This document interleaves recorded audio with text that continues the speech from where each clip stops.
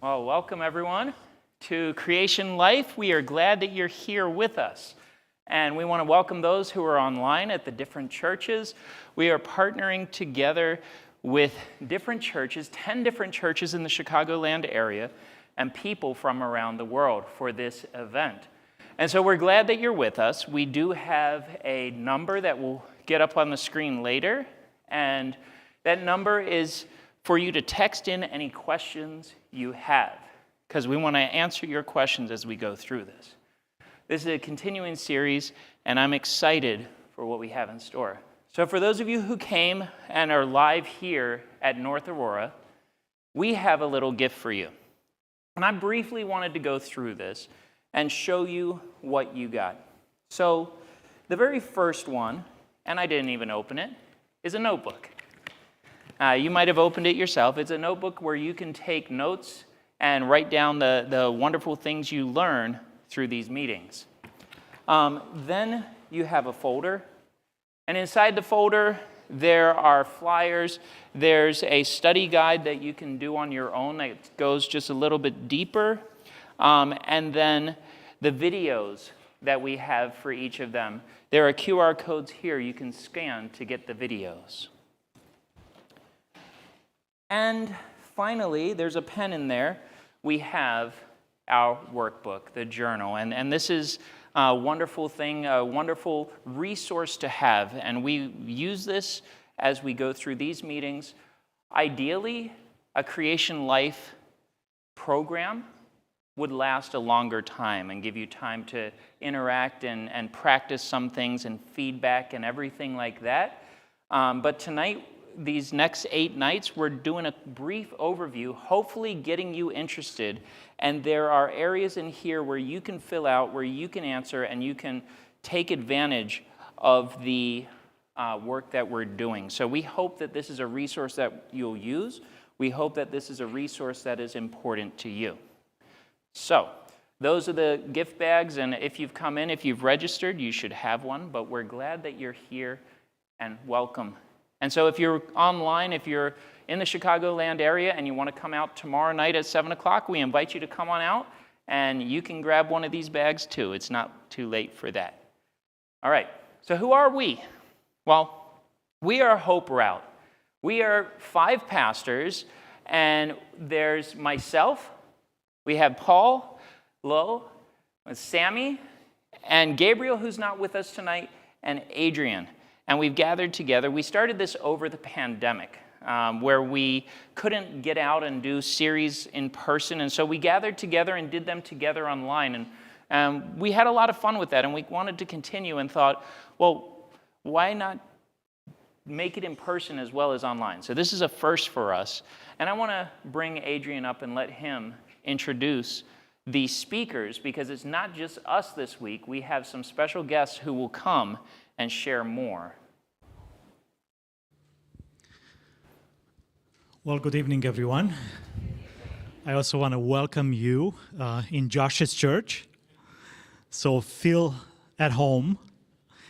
I want to introduce the presenters. So we reached out to professionals in Chicagoland area, doctors and leaders that will be presenting every night on the topics. Basically, creation is an acronym.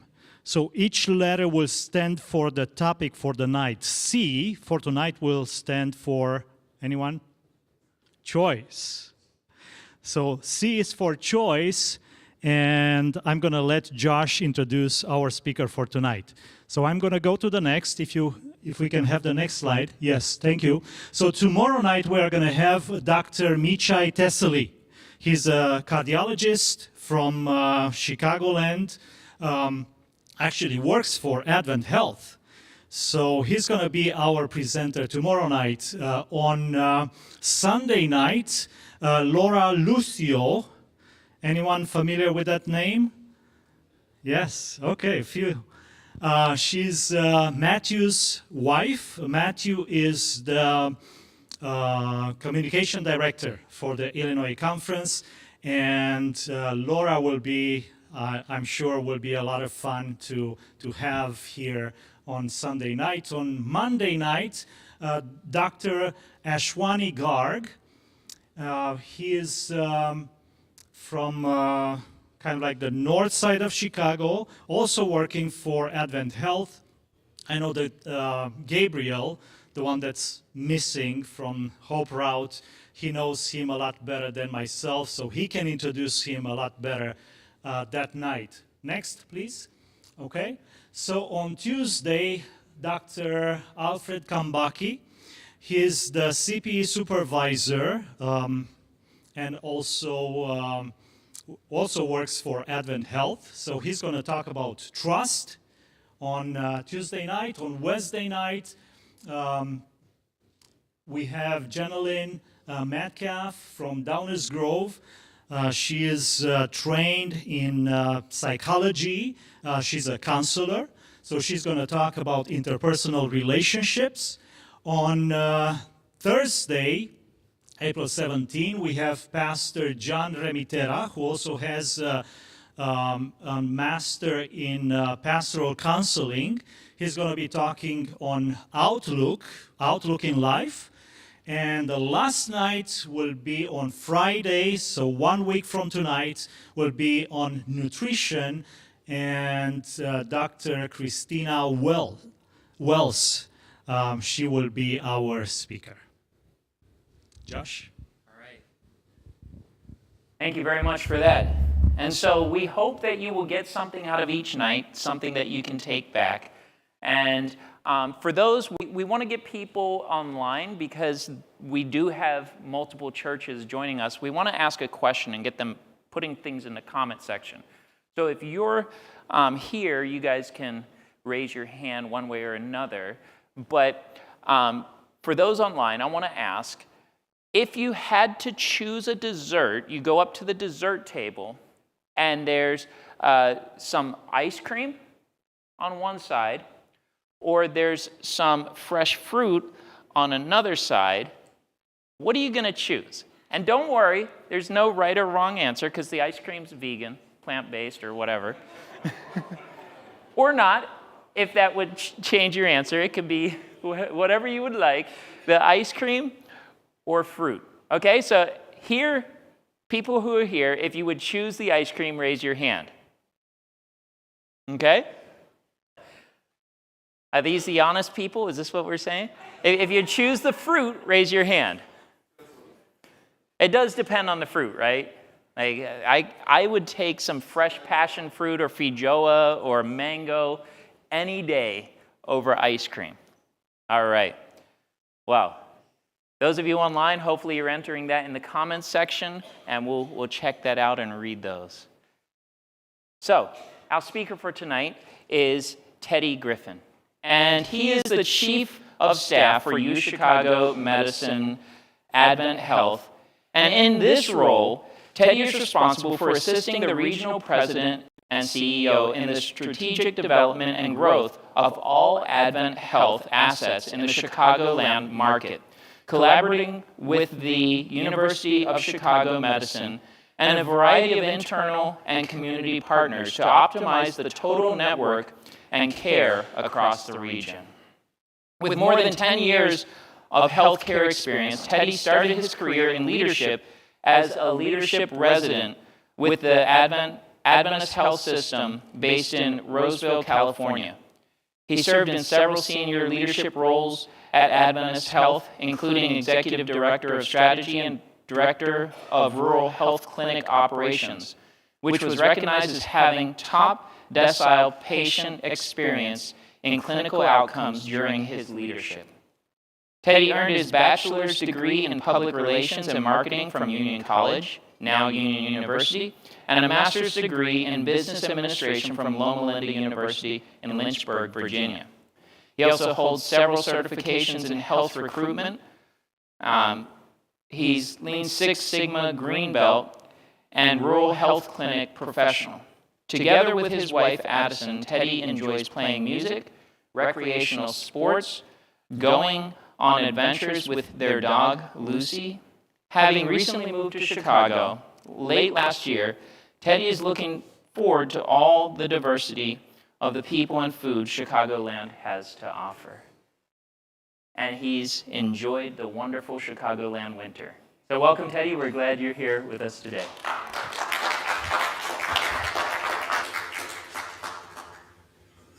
Thank you guys for allowing me the opportunity to be here. It was a choice to move here from California, one that I have not regretted yet.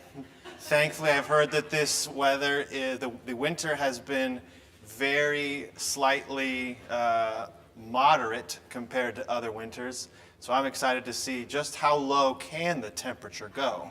So we'll find out. Well, I want to thank you guys for being here and for really taking the first step on what this journey is going to be. I don't know how much you know about it, but you being here is a representation of already doing your part. Those of you who are here in person, those who are online, whether or not you're looking to make a radical shift or you came just to get a little bit better, the next week is really going to be focused on what are the spaces and the places in your life that are going to make your life whole. And we're going to go through that piece by piece over the next week, but I have the distinct pleasure of starting it off with one of the most difficult decisions, if you have been in this situation, and that is the decision of making a choice. Now, if you go back into the very beginning of the Bible in Genesis, you'll find that the very first gift that God gave his creation, Adam and Eve, was the gift of choice. You see, when they were in the Garden of Eden, and he said, you can eat from any tree in the entire garden, but one. And so they had the choice, follow God's instructions or don't. And as we know, they made a choice, and the entire arc of human civilization was changed because of it. And so one of the first things that we can realize when it comes to choice is that choice is really the power to control the direction of your life. Adam and Eve, they made a decision. It impacted the direction of theirs. And when it comes to us in the day-to-day, the little minuscule decisions that we make throughout our existence, that controls who we are. And so then if you are going to look at that in a broader perspective, what does that actually look like? It's who we are. The decisions that we make influence who we are and who we reflect ourselves and our Creator. Now, there are thousands and thousands of decisions that you make in the course of the day. One study found that you actually make around 35,000 decisions every single morning, or every single day, regardless of, is that, what time am I going to wake up? What am I going to have for breakfast? Do I wear those polka dot socks, or do I wear the ones with the flowers on them? What time am I going to leave? What am I going to have for lunch? What am I going to leave? What am I going to eat lunch? What am I going to be going home? What am I going to have for dinner? What am I going to put the kids to bed? What am I going to watch? What am I going to read? And that's just my overview. So there's so many decisions, and so when we have all these decisions that we can make, really there is a conscious and an unconscious decision of what that actually means. And so Stephen Covey, he has this whole institute, and one of the things that he wrote was, anything less than a conscious commitment to the important is an unconscious commitment to the unimportant. So if we're going to un-Dr. Seuss that language, it essentially means the grass is green where you water it, right?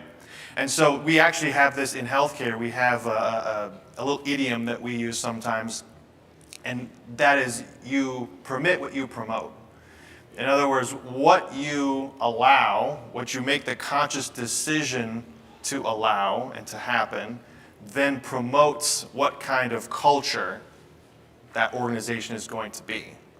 So what kind of decisions we make or decisions we decide not to make impact the things that we do and who we are and what we become. And so God actually has a say, believe it or not, surprise. He wants us to live a whole life. In 3 John, he said, "Beloved, I pray that you may prosper in all things and be healthy just as your soul prospers." That's a health word right there, prospering, right?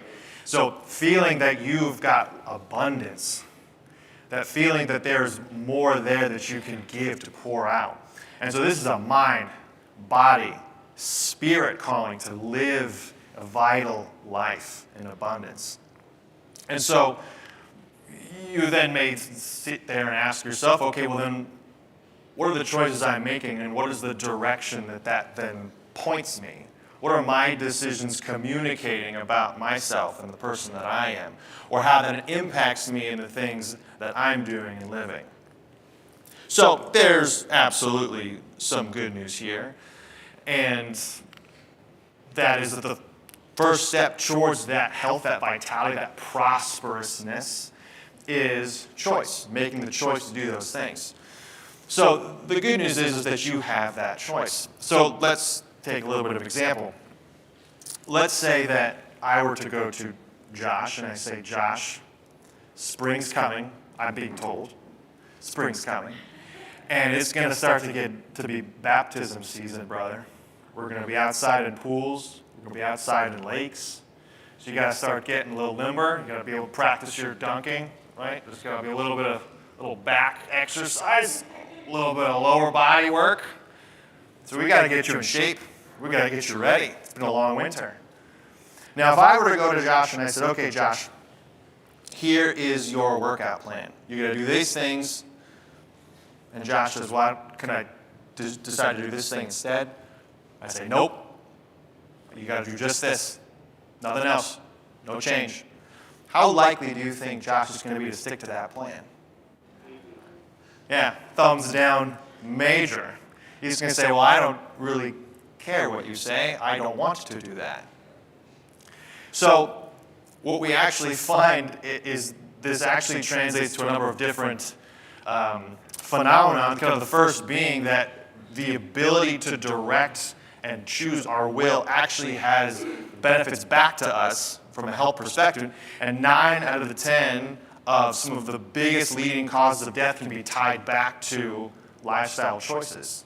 So things like cancers, things like cardiac disease, things like obesity, diabetes, diseases of despair like loneliness and depression, all tie back to decisions that are intentionally or unintentionally made that then impact those health outcomes. And so we actually see this in one of the writings of a poet where he said, "Freedom is the right to choose." Archibald MacLeod said this. "Freedom is the right to choose, the right to create for oneself the alternatives of choice. Without the possibility of choice, a man is not a man, or a woman is not a woman, but a member, an instrument, just a thing." And so that's what you become. If you don't have any level of autonomy, you don't have any say, you're essentially just a dead fish flowing in the current. There's no there's no personality, there's no uniqueness to what you're doing and how you get to do it. And so we actually see this in a number of different studies. The first of all, there was a study that was done on folks living in a nursing home. What they did is they broke them up into 2 groups. The first group, they said, "Okay, you guys are going to be able to choose what you have for breakfast. You're going to choose what you do throughout the day. You're going to choose what you watch on TV, the activities you do. All up to you." The second group, they said, "We're going to tell you what you're going to do. You have no say." They did that for 18 months, and then they kind of checked back in with those folks. The group that had the choice, had the autonomy, the decision to make actual decisions on what they did, how they lived their life, they were healthier than the group that had no choice. And by extension, they then had less folks actually at the end of that study who had lived, or they actually had deceased because, part and parcel, they didn't have the semblance of control over their lives. They didn't have that say. They didn't have the impact. And so that then leads us to the thought of the theory of choice, the reality of choice. This actually has intrinsic benefits. Just like the example we talked about with Josh, there is a motivation factor where you're the one making the decisions. You're more likely to follow through with those decisions because you're the one who's making the decisions.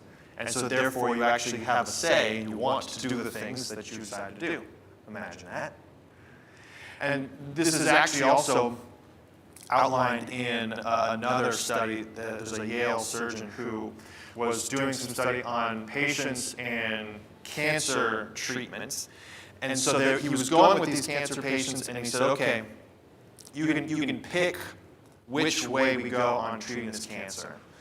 And what he did was he looked at similarities and the differences in how those patients who chose, how they experienced symptoms as compared to the ones who did not, who just went along with what the doctor said. And what his research found was that the individuals who had that autonomy, who took an interest and built and went into their care, they actually experienced or perceived fewer side effects because they had the choice. It's one of the reasons why when we talk with many physicians, one of the things that is important to them, which would be important to you, is I want to have a say in how I get better, how we treat me. I want to have a say because if I'm just going along, I'm nothing but an instrument, a thing.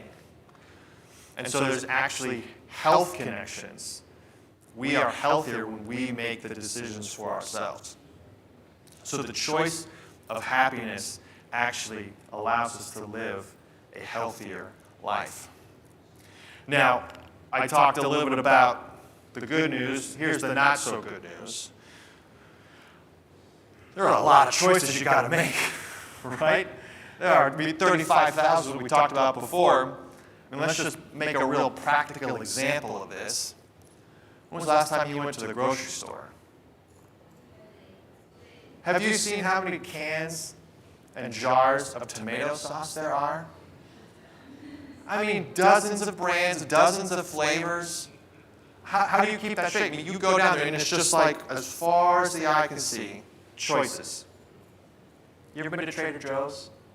I'm not being paid by Trader Joe's, by the way. They have no idea I'm mentioning them in public. But if you've been to Trader Joe's, part of their business model is less choice. You have 5 cans, 5 jars of tomato sauce, tops.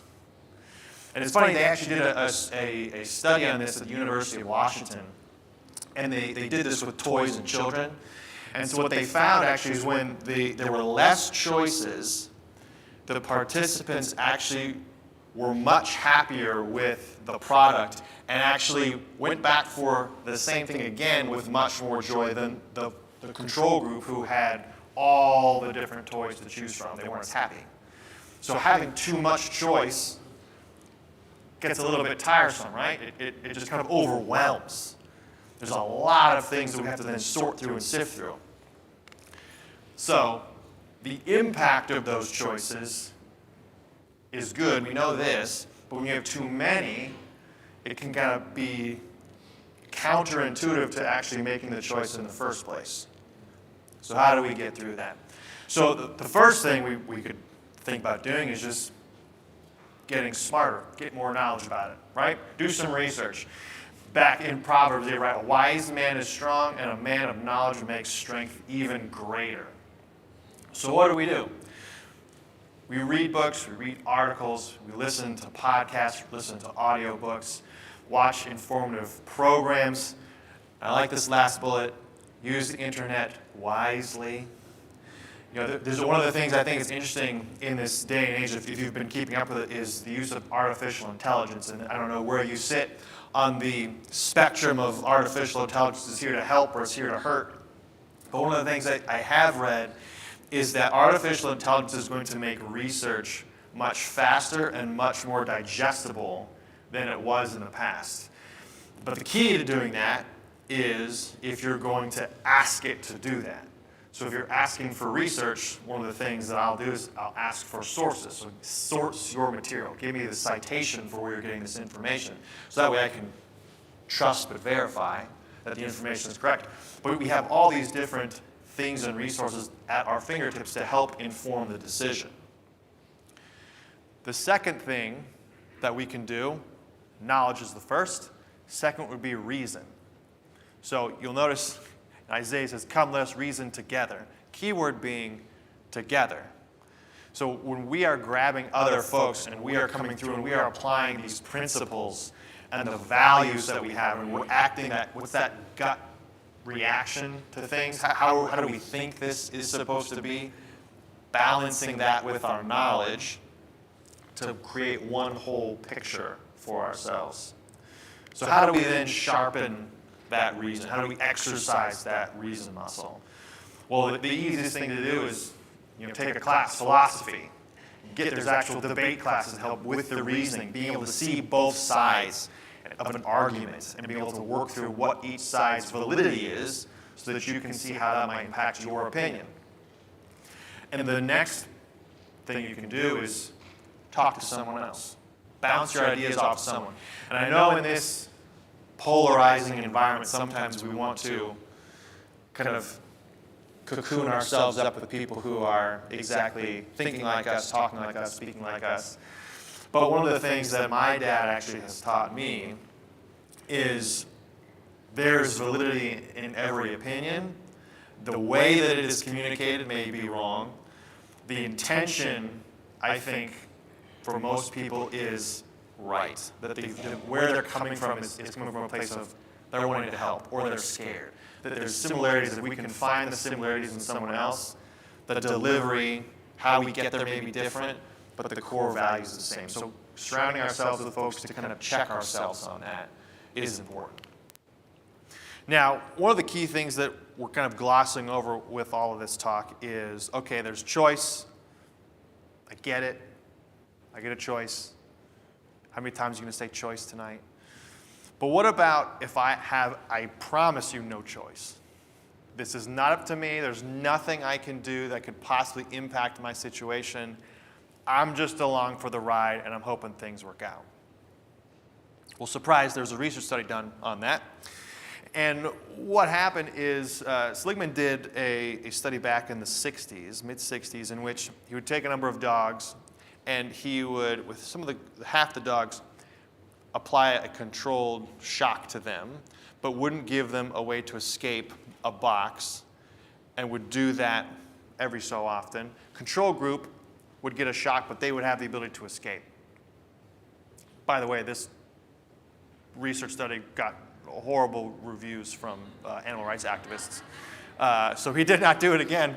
But what he found from the research was when the dogs were then moved from the enclosure where they couldn't get out of the shock and moved then into an enclosure where they could escape the shock, they wouldn't. Well, why is that? Because they learned that no matter what they did, it wouldn't impact what actually happened. They had no choice. Even though their environment that they were in, they did have a choice, they had learned helplessness. And so what we actually see, this learned helplessness, in the mid-70s, a decade after this study happened, is this was actually tied to a number of folks with depression. And what they found is that folks who had suffered a lot of traumatic experiences in their life learned this same helplessness behavior because they felt like they had no choice. And so that then brought about this depression, this feeling of helplessness. So if we start to feel like, hey, I actually have no choice here, we can teach ourselves and believe that we actually have no say in what's going on. But the reasoning part has been turned off of our brain. We've been scientifically rewired to believe that we don't have a choice. So what is that science? Well, as you probably noticed from the breakdown, that was given on all the speakers by Adrian, I'm the only non-clinician in the group. But thankfully, I'm a very, very decent researcher, so I'm going to fake being a scientist until then. So the frontal lobe is the place where we do the most of our reasoning, right? It's also the place in the brain where we do a lot of our long-term strategic planning. We do risk analysis. We do our judgment calls come from there. Fun fact, it's also the percentage of the brain. Human beings have the largest percentage of their brain taken up with the frontal lobe. It also explains why my dog, Lucy, who was also previously mentioned in my bio, doesn't have the same ability to decide not to run after bunnies, which she's never seen before until we moved here. The frontal lobe, when it is compromised, especially when we are in our formative years, many of you probably knew this already, doesn't finish developing until around 25, which is why you can't rent a car without a surcharge until you're 25. When you don't have that fully developed and that fully exercised, you start to develop compromises in that reasoning. And so when you have a compromised frontal lobe, you then start to lack some of that connection that helps push the learned helplessness that we talked about prior, which can then lead to depression.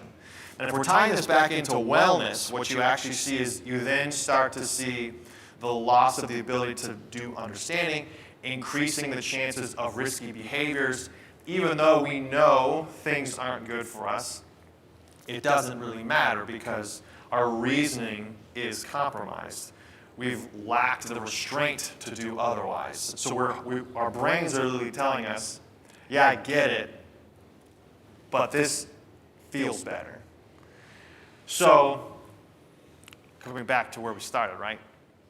We have to then choose to exercise the frontal lobe like a muscle, right? Because the brain is, in fact, a muscle. So how do we do that? Well, one of the easiest ways is to think more positive thoughts, oftentimes easier said than done. But then it's, in that case, doing the fake it until you make it exercises of getting more sunshine, getting some of that serotonin into that vitamin D into your system to move, getting oxygen into your body, getting good carbohydrates, listening to uplifting, encouraging music. There's a very strong tie to music and mood. And so being able to put in the music that really uplifts your spirit, especially if it's words and lyrics that are tying into that personal feeling of enlightenment, that also helps. So when you're then going through this choice, you're making the choice, I'm going to make better decisions. You want to make sure that you're focusing on what's within your control, right? Widening out the things that you cannot deal with. What are the things that I actually do have autonomy over? And being mindful of not making the best decisions when you're hungry, when you're angry, when you're lonely, when you're tired. If this were a bio of me, my wife would make sure that I added hot instead of hungry. So hangry in my household means hot and angry. Because when the temperature is above 95 degrees, oh man, I get a little bristly, I won't lie. And then finally, being able to know that you just gotta make one choice at a time. You're not here to boil the ocean, eating the whole elephant, however many more metaphors we can put out there. You just gotta pick one choice, focus on that one. Now, that brings us to here in this moment. And I'm sure many of you are already doing some of the calibration in your brain of, okay, well, what does this mean for me? What are the choices that I'm going to make? And if you go through the rest of this series, and you're tuning in, you'll likely have that same thought every single day. How does this impact me? Gut check, how do I feel like I'm doing in this area? Is it something that I do well? Is it something that I could choose to do a little bit better? And that's part of this exercise, right? It's a self-reflection on where am I, how am I doing, being honest with yourself about what that means. And there are going to be times along your journey where you fail. I don't think anyone here would promise you that this framework with these priorities, that you're going to be 100% successful at every single aspect of the creation series. But there's someone who helps with that, right? One of my favorite Bible verses, since I was a kid, I think it was maybe the first or second one I learned, but don't be afraid, don't be dismayed, God's got me. So even though there are times where your brain is fighting you and saying, hey, this isn't going to work, this is just too much effort than it's worth, you've got God, and He's got you. And so as you try to formulate going forward, I just want to give a couple of different ways to approach the week. Because you're going to be given a lot of choices, a lot of different data points, a lot of different recommendations. As you're going through this week, the way to make it easier on yourself is you have to just take it bit by bit. So you being here is the first step on that journey. You've made the decision. I'm dedicating my time, my gas money to come here, my internet to stream this. This is important. And I'm going to be a part of it. So now from here on, it's about taking stock in where are you and what is it that you need. Just as simple as that. What is it that I need? What do I feel called? Like this is something that I could feel like this gives me more of that vitality, more of that life.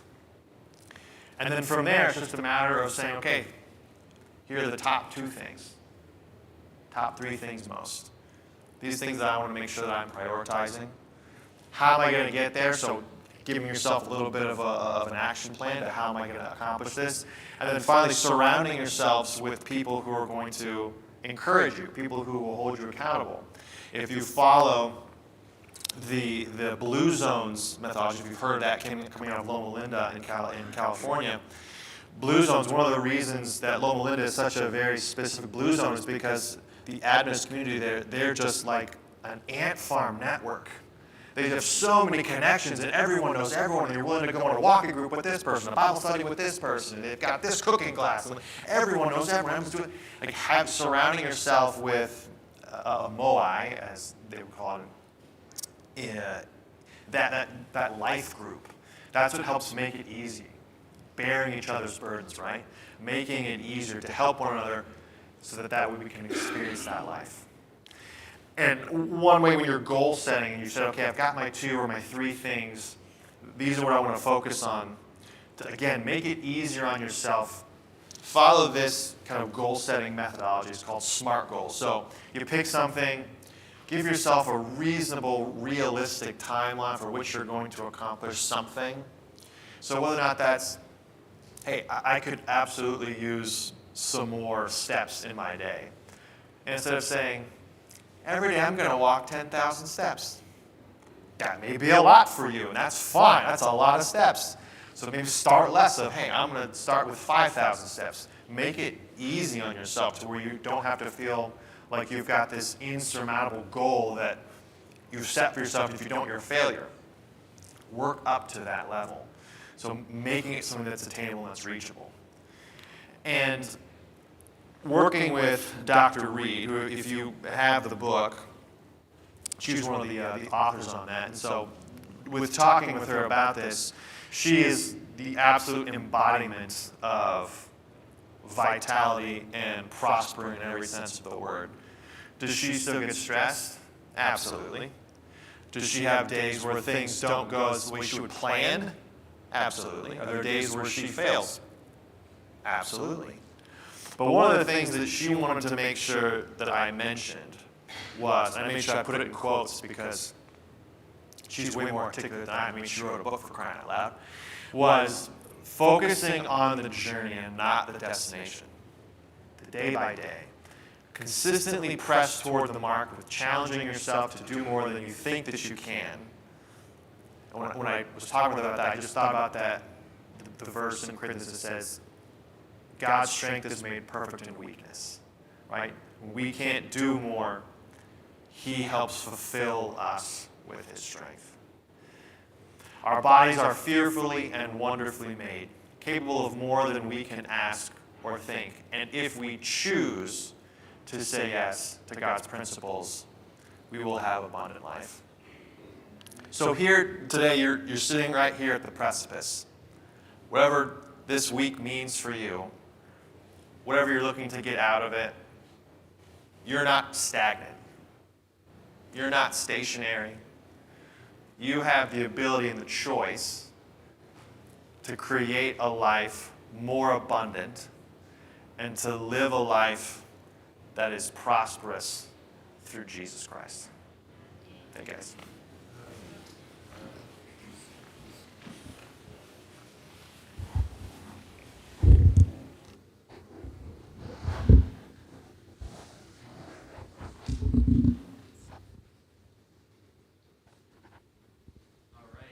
I want to welcome up my colleagues, and we're going to just spend a few moments, have a brief discussion here.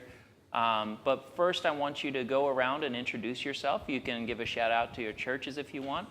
I think I introduced all of them. I'm not sure I introduced myself. So, my name's Josh Voigt.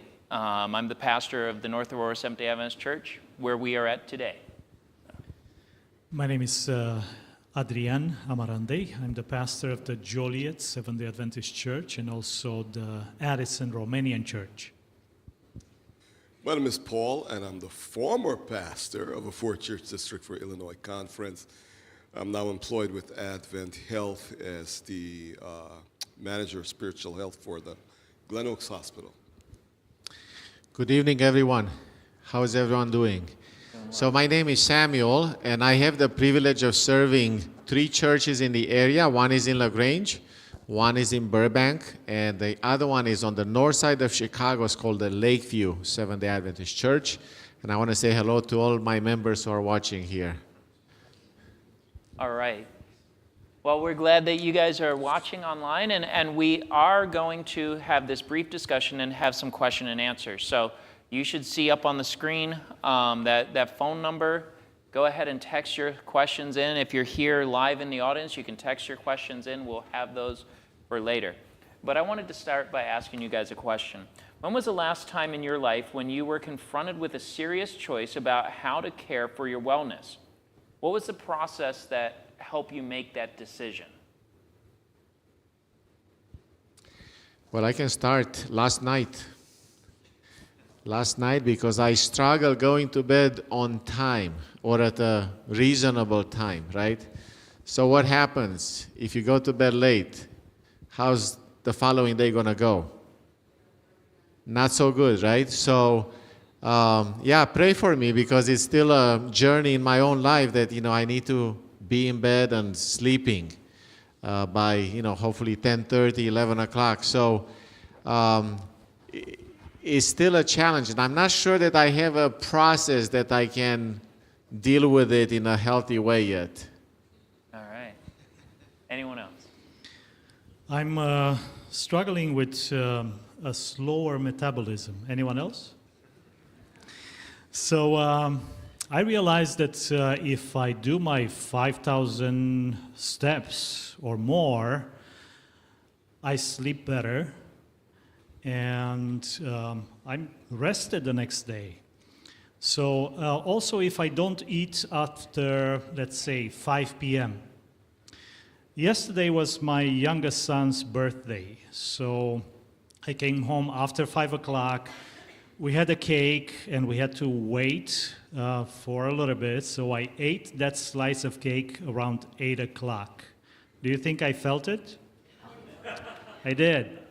So I need to follow those principles or the things that I discovered that work for me. Sometimes we make an exception. We may feel the consequences, but let's go back on track.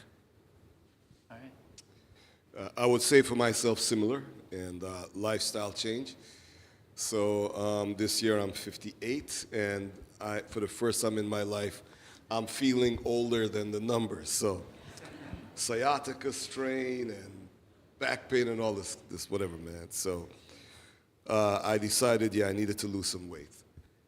Motivated by this gentleman here who lost, 40 pounds or 35 or 55.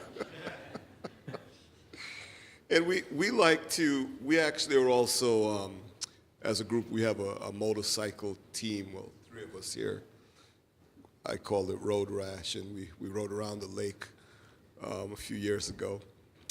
So things to keep ourselves in fair health. But yes, my motivation and deciding factor was which diet to choose. So I actually chose one. I did it for a month. I lost 14 pounds. I'm like, nah, I'm not doing this for a second month. So now I'm gonna pattern Josh's program and see how that works out. So the power of options, right? Teddy spoke about choices. The power of choice and option is a blessing. Yeah. And yeah, last year for me, you know, this isn't recent, but I was taking blood pressure tests, and my blood pressure was getting up higher than I really wanted it to be, and it hit me that I need to make a change. And so I went to a health retreat, and I went down and saw a doctor at Southern, a sports medicine doctor who helped me, and yeah, helped me get back on. So taking actual steps that would change my life really did make a change. All right, I want to ask one more question, and then we'll get into the questions and answers. So what barriers in life keep you from making change? And I'll start with that. Probably the biggest barrier that keeps me from making change is right in my hand. I mean, if I'm honest, right? Like, this can suck time out of my day. And this can suck good intentions away if I'm not careful.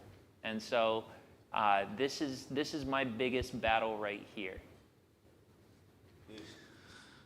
I was actually listening to a podcast on my way here. It's like an hour drive, so why not listen to a podcast? And I realized that it applies to me also. So one of the obstacles why people, and I'll include myself there, don't want to make choices is that when you make a choice, you have to take responsibility. So I don't really like to take responsibility. I would rather blame Josh or someone else, right? Because of what happened to me. But when I make choices, I need to assume responsibility for the consequences. All right. Gosh, that's kind of like a trick question, bro. That's all right. If you don't have an Because answer, we'll go to Sam. choices and options are a blessing, but too many choices and options tend to leave you, kind of, what they say in preaching again, Sammy? The paralysis of analysis. Yes. Yeah. The what? The deer in the headlights? The deer in the headlights. Yeah, too many choices can sometimes immobilize you. So that's a challenge for me when I have many options to choose from. So recently, in the last, let's say, couple of months, I have started to become aware of some issues in my own life that also cause some kind of paralysis of, action. And does anybody here struggle with procrastination? No. Anybody? Never. I'm an expert. I like that. He's great at it. He doesn't struggle. He doesn't struggle. He's a pro. Do you give Okay. lessons? So I am a fellow, I was going to say recovering, but I'm not recovering. I cannot say I'm yet recovering, right? So, but why do we do this? We know the pain that we're going to suffer when we put things off, I have a plaque on my desk. It says, if it wasn't for the last minute, nothing would get done around here. Okay? So I know I have to prepare for tonight a month ago. But I have time. There's so much. It's a month, Let's, we can do other things, right? And then I'm becoming more and more aware that there may be some emotional baggage in my own life that causes me to put off things that I, for some reason or another, I see as dangerous or threatening. Okay, so what is threatening about being here? Well, what if I say something silly or stupid? You know, like, so if I prepare, I better prepare well. And I don't feel like preparing well right now, so that's why I'm going to do it tomorrow, because tomorrow I'm going to be in a better frame of mind to prepare well. So you get into this vicious kind of a cycle that I know it's not healthy. So a barrier is perhaps my lack of awareness as to what's going on inside of me. You know, we have the cerebral cortex, the ability to choose, but the reality is also that underneath that, at a deeper level, we are feeling beings as well. And if when we are growing up, you know, those are the first areas that are actually developing in a being, right? Not the thinking part, the feeling part. And if we are hurt, then that's going to affect everything. Now, choice, right? We talk about choice. I think the important thing here is to recognize that God created us with the ability to choose. God wants us to make choices. God wants us to make decisions today. And sometimes perhaps He's allowing a little pain to come our way to wake us up to the fact that something is not working well. So when I'm hurting, I say, you know, what's wrong?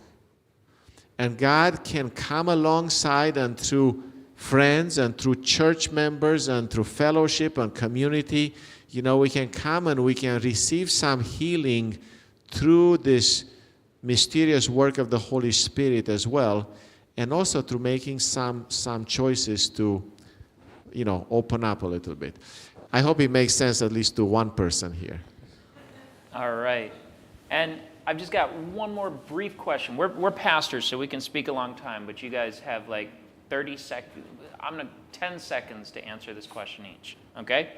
So one of tonight's elements of the presentation mentioned rewards for making good changes.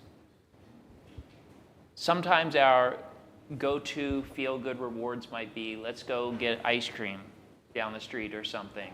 Let's have sweets, you know, something that's not necessarily good for us. So what are some small creative rewards that are not food? So not food, because, you know, rewards that are food generally aren't, I'm going to eat some broccoli. So what rewards could we put in our lives for making good choices that aren't food? Well, affirmation for sure, and that may not come from me, but I think that's our role in empowering others. So we really should be ready and proactive to affirm others, because it feels good. Okay. Someone says to me, Paul, your belly's getting smaller. Oh, man, thank you. All right, and you stuck to the 10 seconds. Good job. Anyone else? Well, there are 8 laws that we are going to talk about. So food is just one of them. I don't know if whoever sent this question, if they like exercise. Maybe, you know, I know someone close to me in my family who says, you know, I don't like to go to the gym. I don't like to sweat, but I like a good walk. Do a walk. You know, something that you enjoy. You know, I can give some examples, but they may not be the rewards for the person who asked. So, you know, maybe kind of like do an assessment or an inventory. What do I like besides food? And then choose something that's healthy. Yeah, and I think that's what I've done. When I was working on my dissertation, I'm a procrastinator, and you can't procrastinate forever. So I would set goals, and I'm also a fan of Legos. So if I get this done, I can build a Lego set or something. And it helped me do it. So just adding something in my life I enjoyed. Yeah, something that I do, and especially now that spring is coming, I'm sure. He mentioned that we enjoy riding motorcycles. So there are things sometimes that need to get done, and I say, okay, I have to do this, and then I'm going to go take a motorcycle ride. Or I enjoy playing soccer and watching soccer, but soccer games are very long, like 2 hours in length. So I don't have that kind of time, but I can watch highlight on YouTube. So if I finish this, then I can watch, 10 minutes highlights of such and such a game. All right. So we're going to go into our question and answer to finish up, and I want to invite Teddy back up to be with us for this. And again, the shorter we answer these questions, the more questions we can get in. So I'm going to jump in with this first question. Putting goals on paper has proven to be effective in helping one achieve their goals. Some people create a personal mission statement and review it each year. Do you do any of these or something else? What do you do for goals? I can start. I know my wife is big into yoga, and one of the words in the yoga community is intention. And so at the beginning of the year, we don't have New Year's resolutions. We have New Year intentions. So that way, again, giving yourself some grace, what's attainable. And so there's usually one sort of what's one stretch intention that we want to make. And so that may be learning a language or learning an instrument or so giving yourself some level of thing that you'd like to do, like to have it, and writing it down absolutely there's science behind that. Yeah. So I think for us as pastors, that we work 1 day a week, right? So that's a joke. What I want to say is this. Our schedule is very unstructured, right? So it's very easy to procrastinate. It's very easy to let the day go by. For me personally, it helps me the night before I told you I don't go to bed early, so I'm not going to mention what time, but the night before, sit down and say, hey, tomorrow, these are the things that need to happen, and then these are things that I would like to happen, then these are things that are important, and these are things that are urgent, okay? Sometimes I put this important because sometimes we let the urgent things push away the important things. Meaning that, if a phone rings, then I have to pick it up, No. If I am doing something that's important, remember in the Bible, in the book of Nehemiah, somebody's calling Nehemiah down from the wall and says, no, I'm doing a work that's important. I'm not going to come and talk to you. And it's okay. If I'm doing something important, I have permission to say no to you. Even if you're my church member and, you need me. I think one of the best things for me was, I learned this from a professor over at Andrews. And he said, work on what you're good at. And find other people to fill in the areas that you struggle at. And I am not organized. And so I have an administrative assistant who's here who keeps me organized.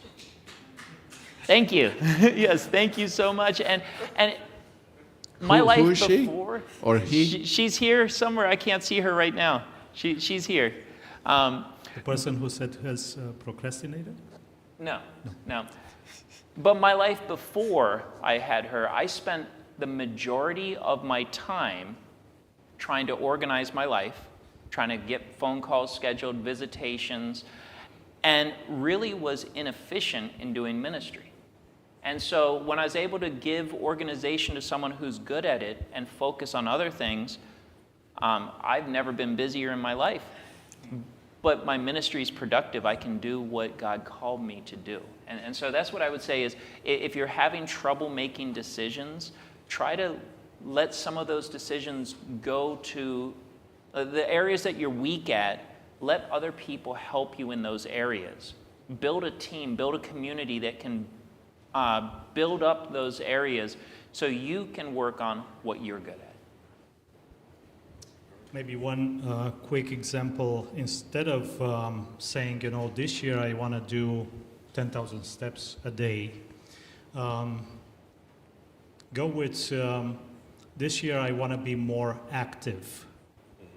And then you can start, at your level and work incrementally.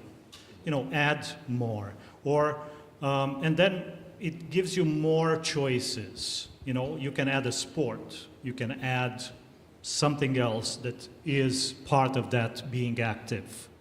And you can go, to other areas where you can, or you want to be improved. I want to eat healthier. And then choose some choices and add to it. All right. We've all made wrong choices and we've had to face the consequences, right? Mm-hmm. Mm-hmm. So how can we learn to accept God's forgiveness for those choices and then move on? Well, knowing Jesus certainly helps. If you don't know someone, it's easy to make the wrong assumption. So getting to know Jesus certainly helps. And if you know him, then you're familiar with his forgiveness and his empathy and his compassion. So what does Jesus think about you making wrong choices? He's cool, man. He's like, me and that guy over there in the purple shirt that's very good at procrastination. He understands. So why am I asking this? It's because we grow up, right, with godly parents who are trying to do good for us, right? So then when we make bad choices as children, what is the role of a parent? To correct, to redirect, as he says. Sometimes that can come through punishment, right? Chastisement. So I grow up with this idea that God is like who? Like my parents, Dad, your mom. right? So when I make a bad choice, God is gonna zap me. But that's not who God is, right? So I think many of us struggle with this, and I feel the quiet in here. God is still loving us. God is still accepting us, even when we mess up. So the question, I think I have it here, how can we learn to accept God's forgiveness for those choices and then move on? Knowing that, yes, we messed up. Yes, God loves us still. And God wants us to do better. And he's not condemning us. The Bible says there's no condemnation for those who have a relationship with him. We are his children. He knows that we are dust. So know that God loves you. There's nothing you can do to make him love you less or love you more, because he already loves you so much. And there is tremendous this idea that God accepts me with my weaknesses, with my faults, brings tremendous freedom to make a better choice next time.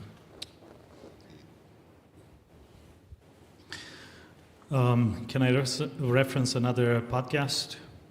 Someone was talking about the difference between forgiveness and reconciliation. And was saying basically Jesus forgave us at the cross. No question asked. Unconditional forgiveness. And he gives that to everyone. But then reconciliation takes two people. So that's where we come in. So accepting that forgiveness, is my part. And I want to read one verse from Romans 5 and verse 8. But God showed his great love for us by sending Christ to die for us when we became better. No? No. When we asked for forgiveness while we were still sinners, Christ died for us. So his forgiveness is already given. It's up to us to accept it. Yeah. All right, next question. What do you do when you have too many choices to make? You procrastinate.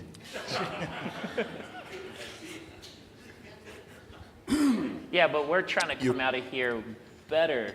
You prioritize. How do we prioritize? Well, you look at what's most beneficial and what's least, and you X off the least. Not that one. Nope, not that one. Not that one. I have 4 left to choose from now instead of 8. And you continue to narrow towards what is most beneficial.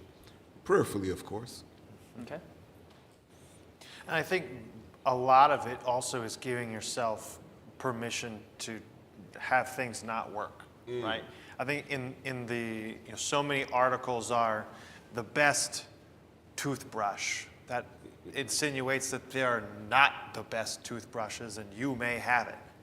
And so when we go into that mindset of there is one ultimate choice, and if you don't choose that one, you are choosing lesser.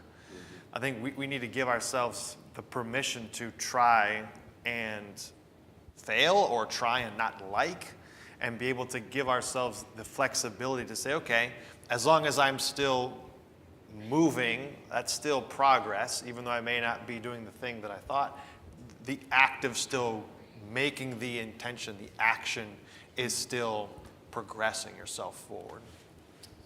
So if someone advertises this is America's something, if I choose something else, does that make me less American? I guess it's the eye in the beholder, isn't it? Yeah. Yeah, so going back to the pasta sauces or tomato sauces, when you're in the store trying to choose something, there have been times, not with sauce, but others, where I'll do a quick Google search. What should I choose? Because I'm standing there and I don't even know what to choose. But I think sometimes we're so paralyzed by so many choices, just pick something and move forward. Try one. If you don't like it, get something different the next time.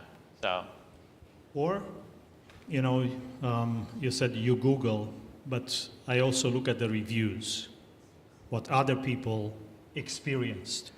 Maybe I have someone in my life who I trust, and I have so many options, and I can go to a mentor or a friend that I trust and say, help me sort through some of these things. And a counselor, a helper, will be there. Awesome. So here's another question. What do you do when you don't feel you have any choice?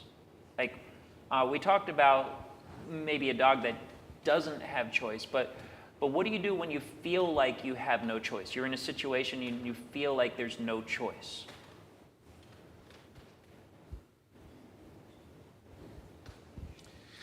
So that's a good question, and that's one of the reasons I like this Creation Life program, is that it is a whole person program dealing with physical,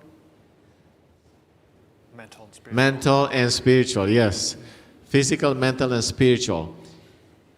If I feel that I don't have a choice, I remind myself that my Father in heaven loves me.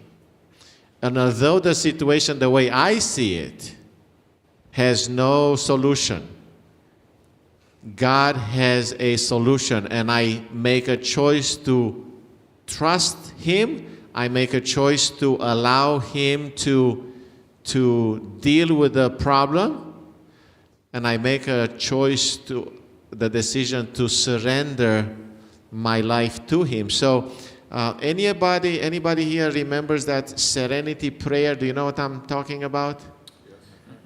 It says something like, God, grant me the serenity to accept the things I cannot change.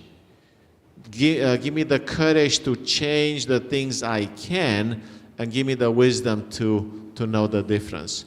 So yeah, sometimes in life we may feel like we have no choice, and that is, if you are a Christian, then our Father God, we can go to Him with that perplexing matter.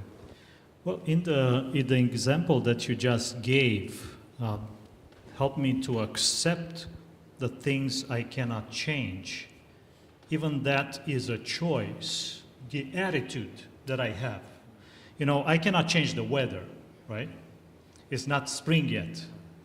But I can still be happy, I can do some things inside, or I can put some clothing on and still go out for a walk.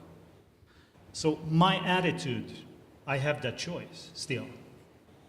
Yeah, and that's something I want to make sure that's not missed, because how you react to things is a choice. And we are a reflection of our Creator, and so when we choose to react a certain way, we then also are a megaphone for the lifestyle and the spirit that He's given. Yeah, I paused when you asked earlier, Josh, because my thought was very sober. And there is an aspect of loss of choice that leads to disillusionment. And after being disillusioned, for many people, even death. As chaplains, unfortunately, it's something that we see more than often. If a person is not aware that there's another option, there's another choice, there's another reality, there's another medium that you can access that can free you from the disillusionment that you're feeling right now. That's the joy of sharing and ministering. But I think even for us, sometimes we can forget the option of Christ. For whatever reasons, we can, in our humanness, we can be so overwhelmed with whatever it is that is overwhelming us that we forget there is another option. Yeah. And that is to truly rest and abide in Christ and His faith. Okay, we have a question that's coming in online. It says, what do we do if we feel our reasoning is impaired by bad choices? And I think, for me, this kind of answers the next question. So I'll let you guys answer this, and I'm going to ask this next question, and I think this next question is my answer to their question. That's not fair. So I'll throw it to you guys. Hold the ace. Can you repeat the question again? What do we do if we feel our reasoning is impaired by bad choices? What if it's impaired by who knows what? Like it doesn't matter really why. I think the question is, what do we do if we feel that our reasoning is impaired? Well, again, if my Father in heaven is my Father and loves me, and I can rest in His love, all I can do is I can do my best and trust Him with the rest. I think the Bible speaks about wisdom in a multitude of counselors. So seeking advice in the immediate community, faith community, hopefully. I'll let you guys share some of your thoughts too. Well, we are not doctors, but maybe we can revisit this question with a doctor. But I guess depends on what kind of impairment it is. I understand that the mind, the brain is pretty flexible. Some of the functions of the brain can move from one part of the brain to another. So you have people that went through an accident and they lost, motion or some, abilities, and then the brain kind of relearns even if one side is affected. So that flexibility of the brain is, again, a marvel of God. I think we need to include God in every decision. Ask God for, wisdom, ask God for healing, and, again, surround yourself with people that will help, people that know what they are doing and are experts in that area. So I have, you sparked something in my head here. So we have a good friend who's in Florida. He's a pastor, Greg Leordan. So I was talking to him many years back. We were on the beach, and he was memorizing scripture. Okay, he was going through John, the Gospel of John, and as we were walking, he would tell me, recite the Gospel of John. It was amazing, and I'm like, why are you doing this? And he told me, and I think he would tell everybody this, that when he was in his youth, he was kind of a drunkard, and he said, alcohol killed my brain, and my memory has been so bad. But I have prayed to God, and I have asked God to help me with my memory. And he said, I'm praying and I'm memorizing scripture, and he was so happy because he felt that God was answering his prayer, because he was, here reciting to me the book of John. Amen. So, again, the Bible is a wonderful book that can, I believe, bring healing even to minds that may be impaired. All right. So, Teddy, your talk, I think, touched on a great answer for this. There's 4 pages in this book. If you're here and you have this book, page 20 to 24 talks about the frontal lobe. And, if we're impaired in our decision making, we should do what we can to exercise and to train and to nurture and give the best environment to our frontal lobe. So that's a second answer that I have. But this final question, and we got to be real quick with this. How can accountability support groups help us make decisions, help us make choices? And this would be my answer to the person who's impaired. If you find that you're not able to make a decision, delegate that decision to someone you trust. It might be a health professional. It could be a psychiatrist. It could be a loved one. But find someone that you trust to help you make that right decision and delegate it to them. So any other, how can accountability support groups help us make choices? Yeah, I love the idea of shared accountability, not just for redirection, but also to remind us who we are. Sometimes we tend to forget even within the recovery process. So if I'm a 12-step attendee, beginning I have to say, hi, my name is Paul, and I'm a procrastinator. And hello, Paul. Yes, good to meet you, Sammy. A month later, within my regress, Sammy, as a confidant and accountability partner, may say to me, Paul, remember who you are. You're a recovering procrastinator. Get on with it, brother. Right? Sammy may have to remind me. And I think that if you don't know who that person is or where you're supposed to go with this, like who's the source, then I would go to the person who you feel like embodies that trait. Like maybe they're not someone who is a professional, someone who's not trained in that. Mm-hmm. But if you know, hey, this person I know, they're really good about making sure that they get their things on time. They're really organized. I'm going to go ask them about this and how they do it. And that's at least a place to start. Mm-hmm. The person that does it well, in your opinion. Beautiful. All right. Well, I want to thank our panelists, pastors, Teddy, for being up here and taking part in this question and answer. I want to thank you guys for sending in questions. I know there were a few that we didn't get to. We'll try to answer those in responses. Thank you for sharing those. But I just want to leave us with a couple action points that we can take home and make it practical. Again, these are taken from this book. The way this book is designed, there you'll notice the different tabs, the different color tabs. Each one is for a section. So Choice has some action points that you can add to your life. And so the first skill builder point I want you to take home is to think outside of the box. Write down, when you have a choice to make, write down 3 different possible solutions. Because we might always default to the same thing. Like we might always like going to Mod Pizza for lunch. But we can think outside of the box. Well, where else could I go? Write down some different options.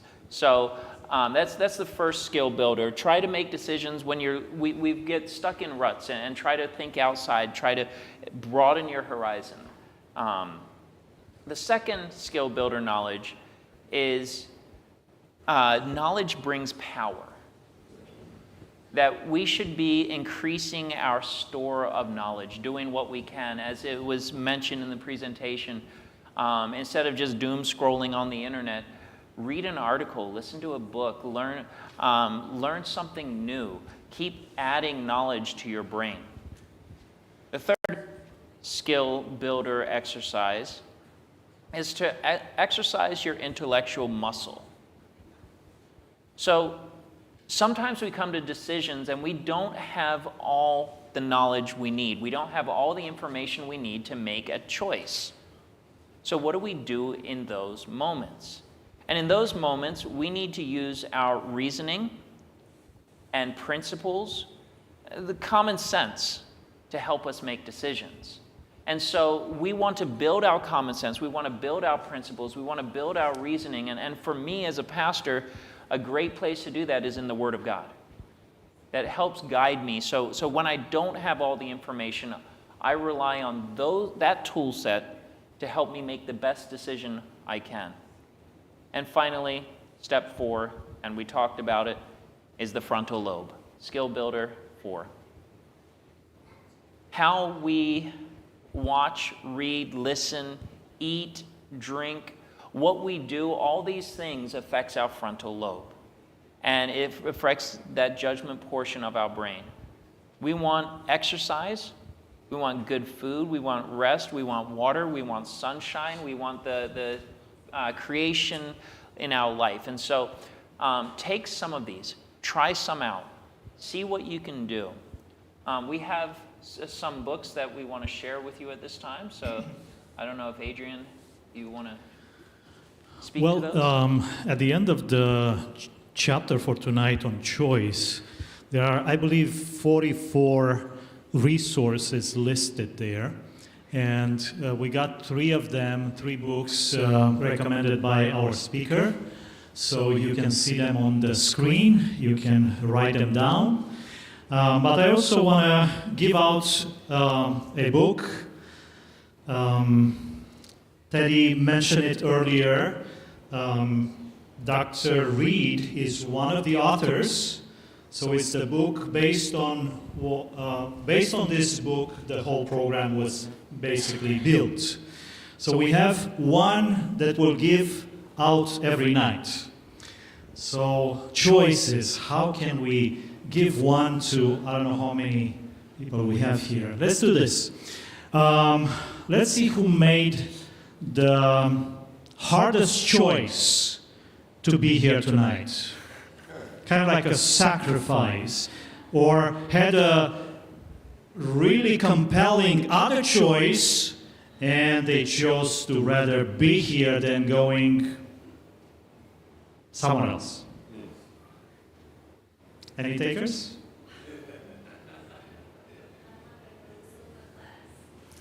So you chose to be here instead of Zumba class. Okay. Anyone can beat that?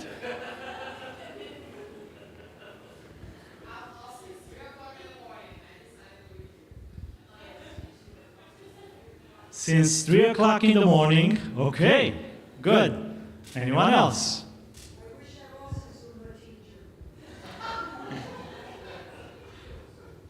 Was that a choice? No? Okay, so we have two. Anyone else wants to add their name? Okay, so between the two, which one do you think?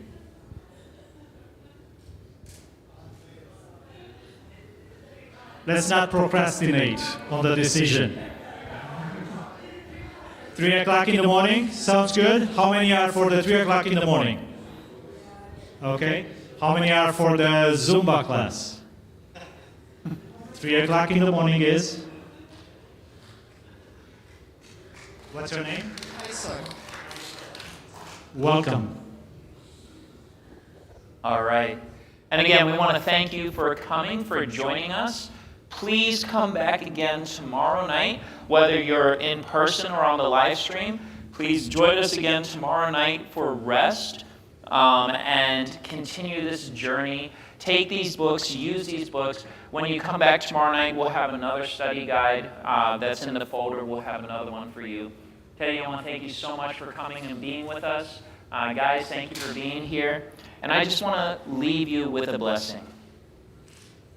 John 10:10 says, I have come that you may have life and live life to the fullest. So may God bless you. May He help you make those choices. And as you make those choices, may you enjoy